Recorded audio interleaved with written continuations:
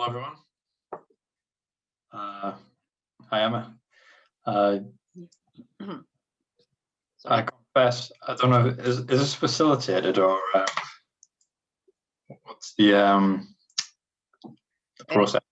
So I'm supposed to be the host of this room, but I think that you can start off the discussion and ask for questions and so on, and then I will remind you when time is running up.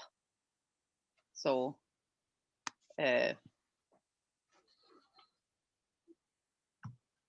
we'll see if, so I think it starts like in the official time is in 2 minutes. So maybe we will just wait and see if there are any late joiners and start the discussion in a couple of minutes. Great, thanks, Emma.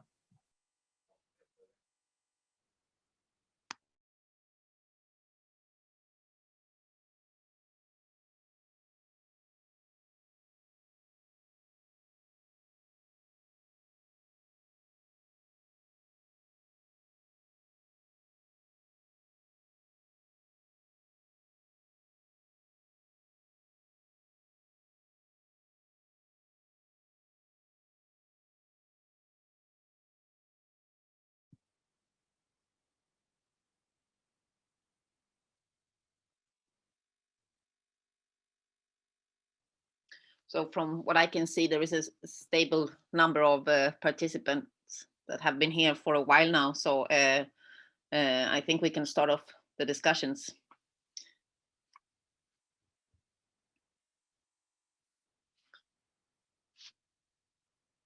So are there any questions for Christopher?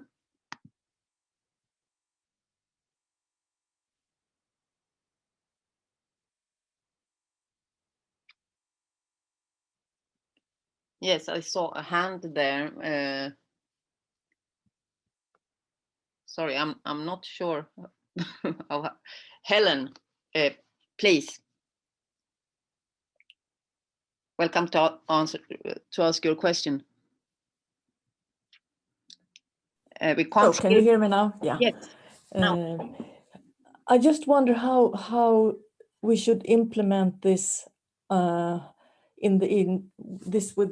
doing this budget in small communities where in these communities the skills are not available. I mean, in large cities you have all these skills, but in smaller communities, how should you get the knowledge to do all this?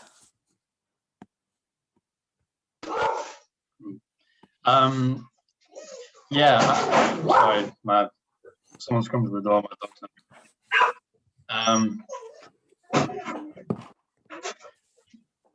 Sorry.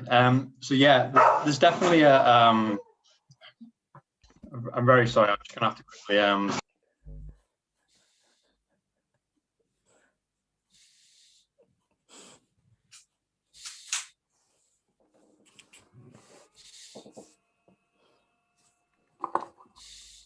I'm very interested in why you think smaller cities are less knowing of things. I'm from Visby. I didn't say there was less knowing, but you can, in smaller communities, you cannot hire people having the skills of doing this modeling and estimating how the different carbon emissions.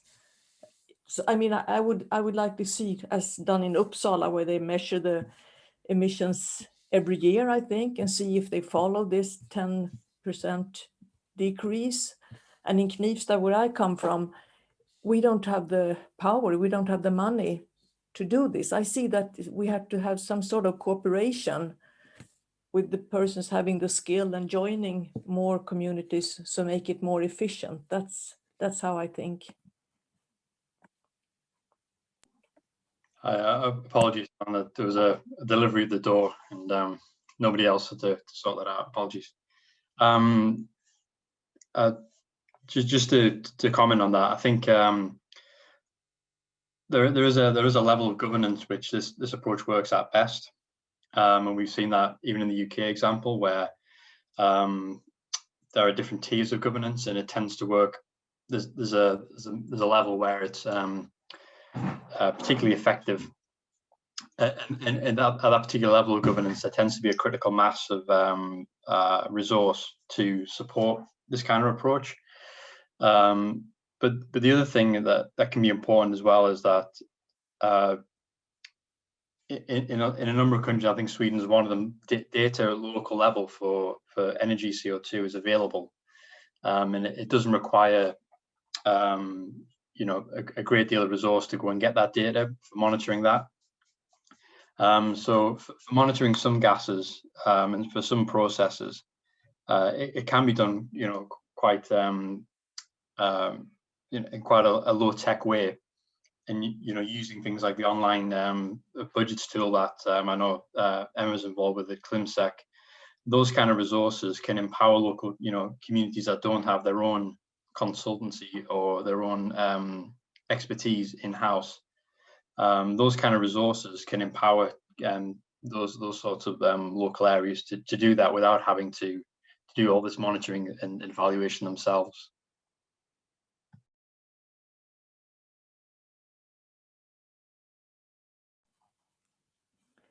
I could, for example, see the problem with our small community, which is expanding, and they are going to build very, very many houses. And how is that? I'm just asked the question, how do we incorporate this in any carbon budget? I can understand that. And as I understand, it's quite difficult to estimate the climate effect of buildings, for example. And I guess it's quite a huge part of the climate emission. Yeah, so this is a problem we have in Manchester, where I'm based, and where we've done the first, where we sort of piloted this approach, where there's been a lot of construction and a lot of new housing developments within the city, you know, at a very rapid rate, and it comes down to a fundamental issue that, you know, further growth, particularly in developed countries, has to be as low carbon as possible, and you know, when it comes to the ongoing emissions of buildings, zero carbon where possible. And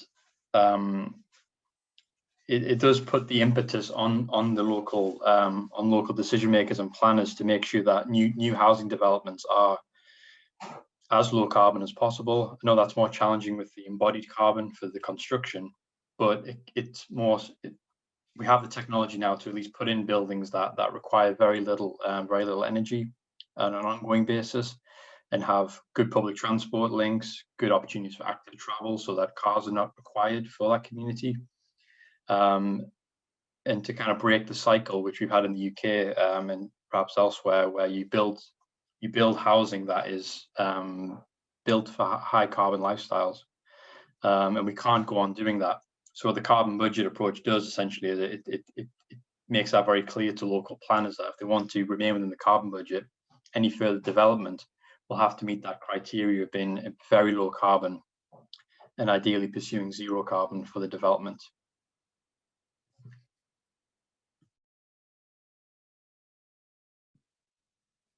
I might add to your question, Helen, or that at Klimatsekretariatet we do the estimation, we do the what the researchers have already done. We update that in a online tool. So you can get carbon budgets that the municipality doesn't have to calculate themselves. So it's already calculated from national data, and at least that's covers the information part. Then of course, how to estimate what you're going to do within your municipality to make a change, that is not automated. Yes, Helen. So that would be the tool that you recommend for a small community to use then? And was that the I'm not, what is the tool called? Klimatsekretariatet, Okay. that's where I work. So, I mean, yes, I recommend our own. You're welcome to visit our page, or tomorrow we will be responsible for the day. I also saw another hand, Jenny Lundahl, please. Yes, I got curious about your talk about making understandable targets and goals for the society, and how do you make them, and how do you get everybody to embrace them? That's a great question. So there are a couple of things. I mean, the first one is that I think people have to have a good idea of where the target came from. So in some situations, targets can be politically derived. So we can pick a date. So in the UK, 2030 is quite a popular target date, but it's essentially a politically derived target that people with different political views, often different parties, might disagree on and might struggle to understand, because there's not really a clear explanation for why that date has emerged. So one of the key things about we wanted to do when we developed these targets was to have a very clear methodology. We have a step-by-step process for how we determined the share of the budget for that local area that anyone using that budget can read through. They might, and if they don't agree with that approach, then that's that. But it's very transparent on how that number was arrived at, and the rationale for it, and how it links to global, to the science, but also the global target. And that's been important in the UK, and our experience in the UK so far, because it means that it's very open how the target was reached, but also different stakeholders can adopt the target and say they're following a scientific-based approach, and they're following this methodology, which is very transparent. And they can disagree with each other, but they might agree on this independent, or this kind of fairly objective in the sense of a methodology has been applied to all areas of the country equally. This methodology and that can promote agreement around the target, around a common target. One more. Is it possible to share this agreement, or this way of making the agreement? Because on Gotland we have a CO2 budget, but nobody follows it. Not even the municipality. So I mean, I think Emma could probably speak to that context more than myself. I mean, obviously we can provide the data for these goals, but ultimately how they're implemented is part of is down to the local political situation, the community and business involvement, because where we've been most successful in the UK, the private sector as well has been involved in endorsing the targets and being involved. So the electricity network operator, major landlords, social landlords, the healthcare provider, they've aligned with the same target of the city. Without that alignment and without that adoption, internalizing the target into those organizations, the target would be meaningless. It would just be on a piece of paper. It requires people to make it into a useful and living document. There has been a hand raised for a while now from Simon. Yes, I just have a question about the climate visualizer. Are that data coming from the national emissionsdatabasen, or is it some different from the available statistic that Länsstyrelsen is putting together? Yes, that's a question for me, I guess. It's emissionsdatabasen, and then there is also the bunkers, the statistics, the national bunker statistics. So the bunker fuel from international aviation and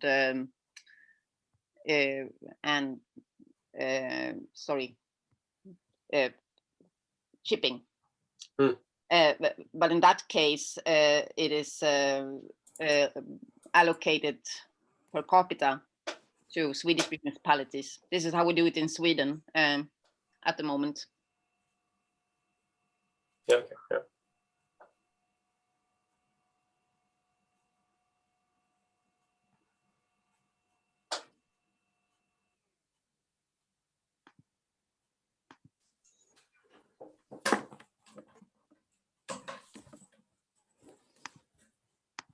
And I also have some another question that about how to set the climate goals.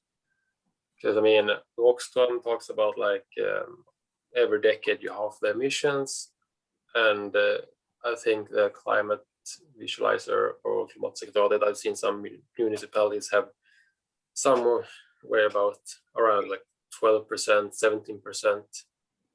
17%. So how do you take that number out? Is it like you look at the emission right now and we're going down to 0 in X amount of years? That will be what reduction you need to have. I think you are the better one to answer that question, Chris. Yeah, so we start with the carbon budget, which is the total remaining quantity of carbon dioxide in this particular case that we can release into the atmosphere and keep below a particular level of global warming. So global warming is primarily a function of the amount of carbon dioxide that we put into the atmosphere, you know, across in the past and in the coming century. So the targets are based on, you know, how much carbon dioxide can you know, Manchester release within the next century as part of its contribution to tackling climate change. So that's the important number essentially. How that translates into emissions reductions is something that depends on what people do. So when we produce the initial advice, we set an average reduction rate. So we basically work out if you did the same percentage change every year, this is what that percentage would be, and that's where you get a number like 12%, 14%, etc. It basically works out what the average change in emissions over the course of the rest of the century would be if you were to keep within that total amount of carbon dioxide. But that number can change because if we don't make progress within the next few years, we use up the carbon budget faster and there's less of it for the rest of the century. So necessarily we have to change more quickly in order to not exceed that budget. So would that mean that if you do nothing the first year, next year 12% isn't enough, you need to raise like 15%? Yes, exactly. And these numbers look quite scary, and they are in a way, because when we were looking at this kind of work back in say 2008, the carbon budget was a lot bigger. The rates of reduction we were talking about were more like, you know, 4 to 6%. But while some countries have reduced their emissions to some extent, they've only reduced them at, the UK has only really performed on its territorial emissions at about 2% per year, which is well below, you know, what it needs to have done. So the point we're at now in history, there's a much more difficult job to do in the future. So while it looks difficult now, we have to bear in mind that if we leave it till, you know, people looking at this, having this conversation in 2025, it will be an even bigger challenge if we don't make progress. So the carbon budgets can sound a bit complicated, but they also, I think, they help people to understand that, you know, what you do now is as important as what you do in the future, because it's you know, it's like filling a bathtub with water. You know, you have to slow the rate in order to stop it from overflowing, and that's where we're at basically. It gets harder the longer you leave it. Is that one of the feedback I got from my municipality? Like some reductions are dependent on like long-term investment in, let's say, like converting fuels or building a new wind plant, whatever, that you can't do the reduction in the first years because you are investing in building something that will create a decrease of emissions like in a couple of years. And that's why like a 12% decrease every year sounds like very difficult for some sectors. Yeah, I mean, ultimately, how cities distribute that budget, how they spend that carbon budget is, you know, that's up to them essentially. Yeah. It's not that 12% is just an advisory figure that can apply to anywhere. So it's not really integral. But I think what it does show as well is that, you know, if you start making decisions that increase carbon emissions, like building roads that are going to be primarily used by diesel and petrol vehicles, if you keep building houses with natural gas boilers, or, you know, that are not very efficient, then you know that, as well as putting in, you know, the good stuff which you'll put in to cut emissions in the future, you also know that you're still building things that are going to keep emissions high in the future. So it cuts both ways, and that's why the 5-year targets are in some ways more useful for local authorities, because they can give themselves a 5-year carbon budget, knowing that the first 2 years things might not change very much, but then, you know, in the last 3 years of that period, you know, things could change a lot. So yeah, but it does focus, we found that in the UK, it does focus policymakers on understanding that, you know, the decisions they make now are going to affect the budget in, you know, 2 or 3, 5 years, 10 years time. So they have to make decisions with that in mind. Yeah, thank you. So I see Helen's hand again, please. How do you report it then? Do you make annual reports? Okay, after 1 year, we think we are in line with what we intend to do. Or how does it work practically? So I guess you get people, if you want everybody to join the process, I guess it's important to tell everybody where we are. Yeah, so I mean, we're just quite a small research team in a university, so we don't provide updates on stuff. I think it's slightly different in Sweden with Klimatsekretariatet. I think Emma can probably comment on that. What we basically do is we give local authorities, cities, essentially links to the data. So the national government produces data for the local areas, and that can be used to track progress.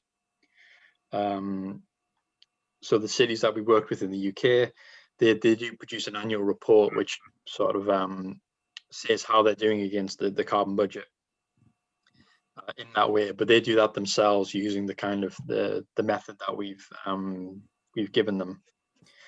The other interesting thing with that is that organizations within the city have adopted the same target themselves. So they sign up to have the same change in emissions from their own organization as the city, and then they just apply that to their own energy use and their own transport use, and they do that internally themselves as well. So it can be applied. You can translate it down into organizations, and the idea is that will support the city's overall reduction in carbon as well. So as a host of this breakout room, I have to acknowledge that the official time has run up, but you're welcome to stay during the break, which will go on until 4:15. Then you will be automatically pushed out of this room and back to the big room. So if you want to stay and chat, you're welcome to do that. I see Helen's hand raised again, but I will just let you grab the word from now on, because now official time's over. I just could ask, are there any examples of such a report? It would be nice to read just to get an idea how such a report is done. In a Swedish context, I can send you a link in a minute. Then probably you have some advice as well, Christopher, for articles, academic articles.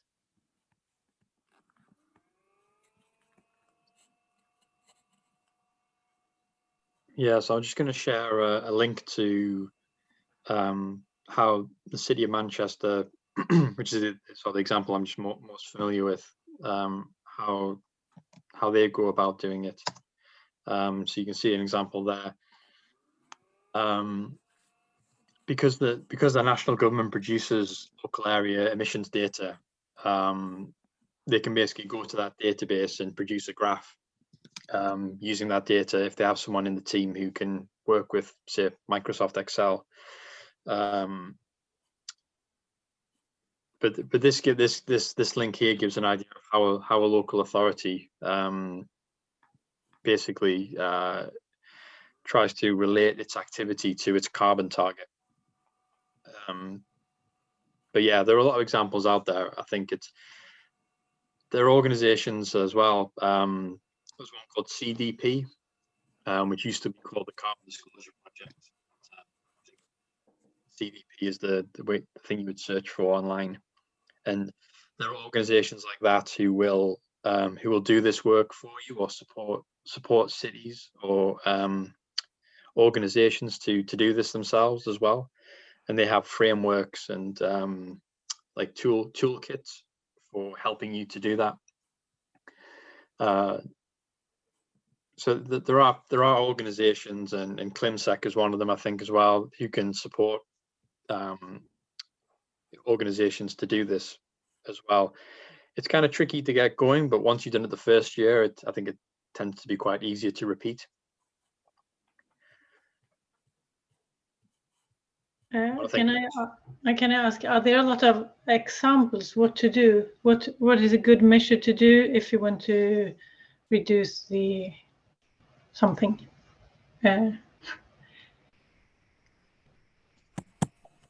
Because maybe sometimes you know that you have to decrease the emissions from the transport sector, but maybe it's difficult to know how to do that.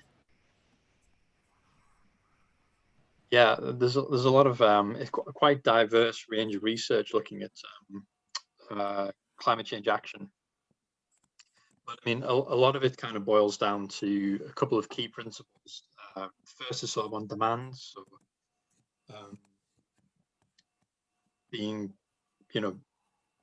reducing the demand for energy overall, the demand for the need for transport, the demand for the need for heating, for example, and then moving that onto low carbon alternatives to meet that demand. And there's a lot of work being done on what's the most effective way to do that. But a lot of it's quite kind of common sense, really. It's taking opportunities to use walking and cycling and public transport instead of vehicles, and sort of investing in making a home more efficient. A lot of these are kind of boring because they've been around for 10, 20 years, but they're still the best things we do. But I'm sure there are in Sweden as well, where people have put together action plans that you can kind of take off the shelf and use in your own community if need be. Emma might be able to suggest some of those better than myself, but I think they're definitely out there.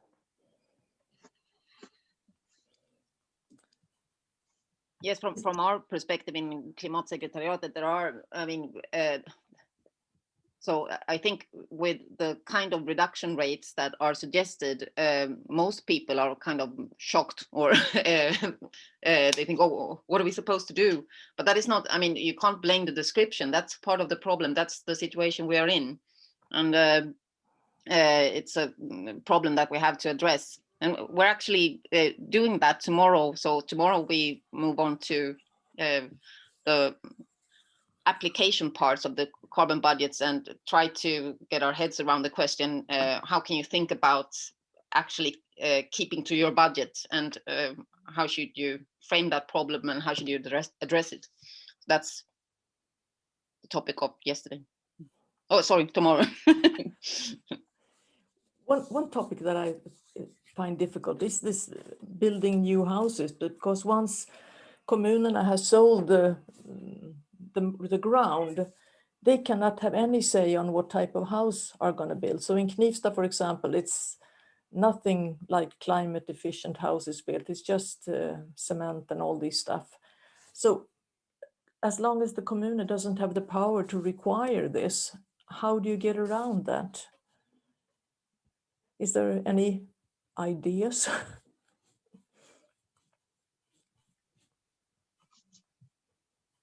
It's a really profound question, especially in countries where there's a lot of decentralized power. Sorry, not much decentralized power for decision making. The UK is an example of that, where it's there's not much local democracy for decision making, unfortunately. And where that's an issue, that's kind of why we talk about the size of organization that can do this effectively. For very small political units, it's really hard to make anything happen. They have to go upstairs to the people above them and try to influence them and cooperate with them to have some sort of collective action. Sorry to interrupt you, Chris. I'm just seeing that the room will close in 15 seconds. So I want to say thank you very much. And it's nice to have such a vivid discussion. And thank you very much, Chris, for all the good answers. And thank you, everybody else. See you in the big room.